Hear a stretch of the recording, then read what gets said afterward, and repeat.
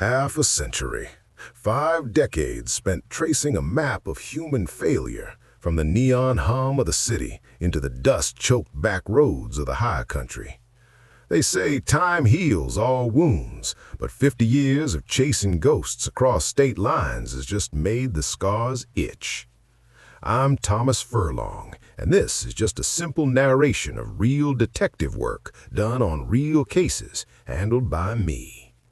Micropulse Mystery Theater presents The 50 Years Detective, a remarkable case. A remarkable case. Identification of a little girl from a description given of her father leads to the latter's arrest.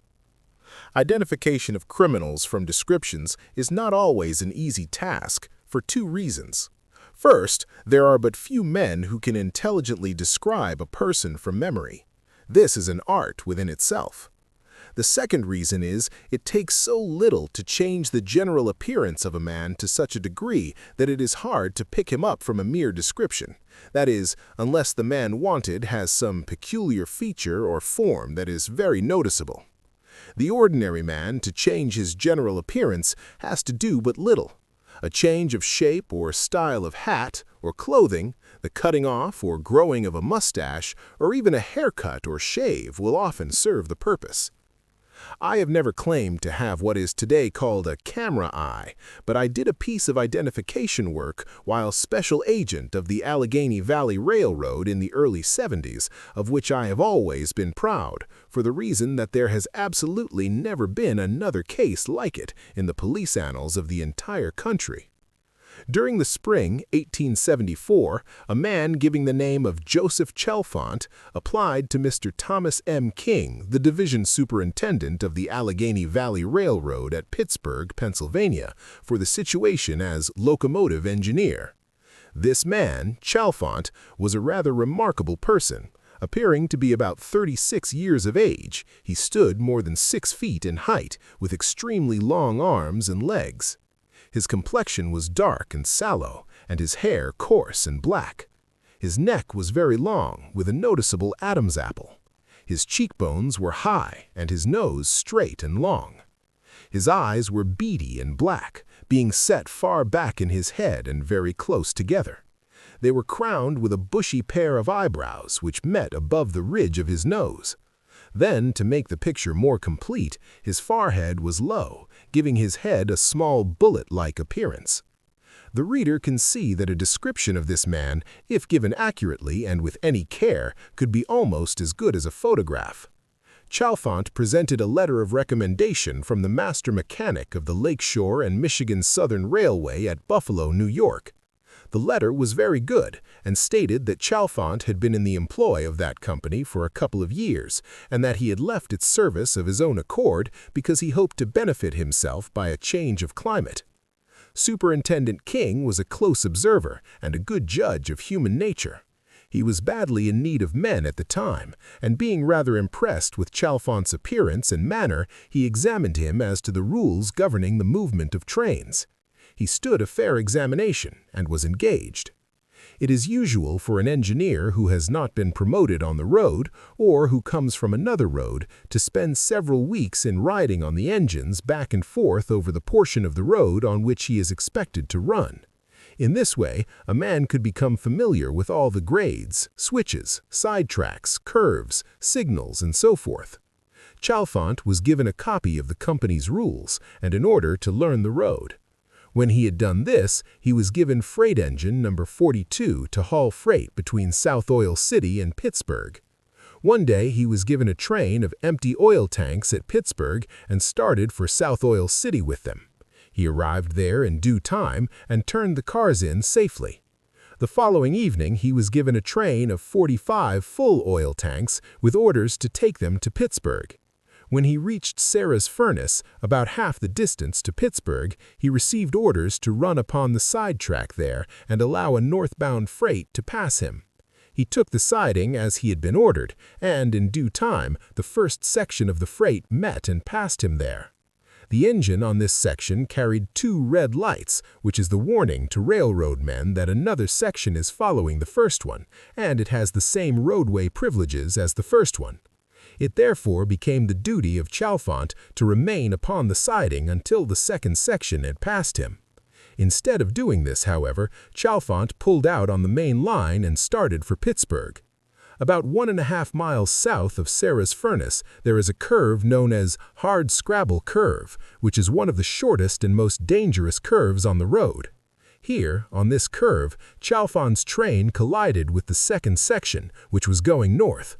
Both engines were about the same size and weight, so when they met, the force of 95 empty cars going north and 45 loaded cars going south caused the engines to rear up in front, crushing the machinery of both. The fire from the boilers immediately spread, and soon the oil tanks were a mass of flame. As the heat grew greater, the tanks exploded, scattering the blazing oil over the surface of the Allegheny River. The current was quite strong, and it carried the blazing oil downstream for miles, spreading destruction as it went. The heat from the oil changed the wreckage into a molten metal. Chalfon's fireman was crushed to death, as was his front brakeman. The same fate overtook the engineer, fireman, and brakeman of the northbound train. The bodies were cremated in the blazing oil. At this time, oil was worth from $7 to $8 a barrel. The amount of oil lost totals up to nearly $200,000 in value. The company's loss in property was not less than $500,000, besides being responsible for the loss of 5 lives. All this destruction was caused by the incompetency of Chalfont and the negligence of his conductor. Chalfont, luckily, or rather unluckily, escaped with his life by springing from his engine cab out upon the bluff side of the track. Here he climbed an almost perpendicular cliff about 400 feet high. The blaze from the oil had burned nearly all the clothing from his back and had singed the back of his head and neck into a blister. He escaped into the hills. The officers of the company at Pittsburgh were notified immediately by wire, and a wrecking train and crew was sent to the scene post-haste in charge of Superintendent King. They arrived at the wreck early the following morning. Here, Superintendent King learned what facts he could as to the cause of the wreck. He then wired me to come to the wreck on the first train. I was at Toil City at the time and left immediately, arriving at the wreck about noon. On my arrival, Mr. King walked a little distance down the track, out of earshot from the noise of the wrecking crew, and sat down on a log. He then told me what he had learned and as to the cause of the wreck. He also proceeded to describe Chalfont to me. He was so deliberate and careful in this description that it took him nearly an hour to do it. He had that rare faculty of being able to describe one person to another with accuracy. He then said, "Tom, do you think you could recognize this man from the description I have given you?" I answered, "Yes, I believe I could. The description you have given me reminds me very much of Morg Irwin, a passenger engineer on the road." At this, Mr. King, usually very quiet and sedate, grew very excited and clapped his hands as if in joy, exclaiming, "Why didn't I think of that before? He looks like Morg Irwin." I then said, "No, Mr. King, he looks very much like Irwin, but not exactly like him. He is very much like him in some respects, though, being taller than Irwin. Chalfon's neck is longer and his Adam's apple is much larger, more prominent. His eyes are not so large and are set back further in his head than Irwin's. Chalfon's cheekbones are much higher, while his hair is more coarse and much like horsehair. In short, Irwin is a more refined man than Chalfont." To this, Mr. King replied, "Tom, I feel sure that you will be able to identify that man on sight, and I want you to get him at all hazards. Spare no time or trouble, but get him. Take him to Katanning, the county seat of Westmoreland Company, Pennsylvania, where this wreck occurred, and lodge him in jail." Mr. King then told me that I would find a letter of recommendation Chalfont had given him on file in his office at Pittsburgh. I took the first train for Pittsburgh, where I applied to Mr. Joe Reinhardt, Mr. King's chief clerk, who was later president of the great Atchison, Topeka, and Santa Fe system, and he turned the letter over to me. I then concluded to go to Buffalo and see the master mechanic of the Lake Shore, from whose office the latter purported to come. At Buffalo, I found the master mechanic and showed him Chalfont's letter. After reading the letter, he told me that the letterhead was genuine, but the letter itself, with stamp, seal, and signature, were forgeries. He had neither written the letter nor authorized it, but he identified Chalfant's handwriting. I learned that Chalfant had been a country school teacher earlier in his life, and that he received such small pay as such that he could not support his wife and children. He came to Buffalo, where he applied for work in the roundhouse of the Lake Shore shops there. He was given a position at wiping engines in the roundhouse. Here also, his salary was too small to support his family and pay rent at the same time, so he was forced to move once a month to avoid paying rent. One day, he got into the master mechanic's office and stole a part of a block of the official letterheads of the company. He then wrote himself a letter of recommendation, which he had shown to Mr. King, and when the chance offered, he stamped and sealed the letter after stealing the stamp one night from the office. About this time, he became so lazy and indolent that he was reprimanded by the master mechanic. The master mechanic told me that he had discharged Chalfant previous to his going to Pittsburgh because of failure to pay his grocery bills and his rent. The grocers and landlords were garnishing his wages, and as the company did not tolerate such things, he was discharged. He also said that Chalfant's family was somewhere in Buffalo, but he did not know their whereabouts because they had moved so often. I thanked him for this information and then decided to see the superintendent of police. I called at the office of Superintendent Phillips and asked him to give me an officer who was more familiar with the haunts and dwellings of railroad men in Buffalo than I was. He gladly assented and assigned Detective Tony Collins to assist me. We started out by canvassing the grocers, butchers, a milkman in the neighborhood where the railroad men resided. During the forenoon, we found many who knew of Chalfant's family, but did not know where they were at present.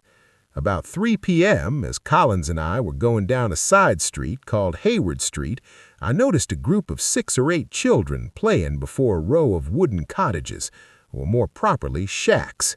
One little girl in a dirty blue dress attracted my attention because of the likeness she bore to Chalfant, according to my description of him. I also noticed a grocery on the corner below us. When we got to the grocery, I told the man with me, Detective Collins, to go back to the group and ask the little girl in the blue dress to deliver a package to his wife. He was to tell her that he lived in the large white house down the street. I then told him to return to the grocery with the girls so that I could get a chance to speak to her without exciting her. He returned in a few moments with the little girl, who looked uncommonly like a little Indian squaw and who proved to be the living image of her father. While Collins was inside the store examining the vegetables, I said to the girl, "Why, hello, sis." "Where is your Uncle Charlie now?" She smiled and said, "Oh, do you know Uncle Charlie?" I said, "Oh, sure, I know him well." She then said, "He's down in Pennsylvania, firing on a railroad." Uncle Charlie was Chalfant's brother-in-law and had gotten a position as fireman at the same time Chalfant got his job as engineer. I then said to her, "Is your father home now?" She looked up and said, "Yes, he got home a couple of days ago, but he's sick, and, oh, he said I mustn't tell anyone." I said, "That's all right, but tell me, which one of those houses do you live in?" She said, "We live in that middle one, with a bunch of rags stuffed in the window." I attracted Colin's attention and told him to send the girl away on some pretext. We then went up to the house the girl had pointed out. I sent Collins around to the back door, and I went to the front door and knocked. Mrs. Chalfant opened the door, and when I asked for Joe Chalfant, she attempted to slam the door in my face. I pushed the door open and entered the house. Seeing no one in the front room, I walked through it to the door of the back room. Here I saw Chalfant seated before a window with his head, a neck all swathed in bandages. As I entered the room, he said without moving, "Well, Mr. Furlong, you have got me." I answered, "Yes, Joe, I'm sorry to say I have." This showed conclusively that I had been pointed out to him while he was on the road without my knowledge. Here I will state that up to the time I entered that room, I had never seen Joe Chalfant himself, nor a picture or photograph of him. He had seen me and had heard me speaking so that he knew my voice. I had suspected from the first that Chalfant might know me, so when I saw the little girl whom I believed was his daughter, I did not stop in front of the houses in which I supposed the children lived, but kept on to the grocery store. This is the only case of its kind on record in which an officer picked out a child from a group of children and recognized her from a description of her father, whom the officer had never seen. I arrested Chalfant and took him to Katanning, as Mr. King had ordered. I then went to Pittsburgh and reported, indeed to General Superintendent J.J. Lawrence. Meanwhile, it dawned upon me that I had done a rather commendable thing in arresting this man Chalfant, and I was expecting a little praise from the General Superintendent. Imagine my surprise upon being ushered into his office at his beginning to reprimand me for arresting Chalfant. He said, "Furlong, you have gotten this company into a lot of trouble by arresting this man." To this I replied, "Why, sir, Mr. King ordered me to get him at all hazards, and I simply carried out his orders." He then went on in a most bitter tone, "Well, you should not have done it. I think I shall be forced to discharge you for so doing. From your reports from Buffalo, I see that Chalfant was not an engineer and therefore an incompetent employee. That makes this company liable to damages for the lives lost and for all the property destroyed in that wreck. Don't you see what you have done?" I was angered at his words and said, "Colonel Lawrence, if you did not want that man arrested, Mr. King should not have ordered me to get him. I believe I am entitled to some little credit for the capture of this man, in view of the fact that the feat is so far unparalleled. So far as discharging me goes, that will be unnecessary, for I have already quit the service of a company which does not approve of my work." To this, Colonel Lawrence replied, "Furlong, I beg your pardon and want to compliment you on your good work on this and other cases, but when this case comes to trial, all the facts of Chalfant's incompetency will be laid bare, and it will cost us a lot of money." I then said, "Oh, I can fix that." "What can you suggest?" he asked me. "I will get some prominent lawyer to sign his bond. He will be released, and as the quarterly session is nearly 3 months away, it will be hard to find him in 3 months. Colonel Lawrence said, "See that that is done, and I will greatly appreciate it." A few days later, a prominent lawyer of Katanning signed a bond for Chalfant's appearance in court. He was released and at once set out for parts unknown. Of course, he did not appear for trial, and the bond was declared forfeited. Through professional courtesy, the bond was never collected.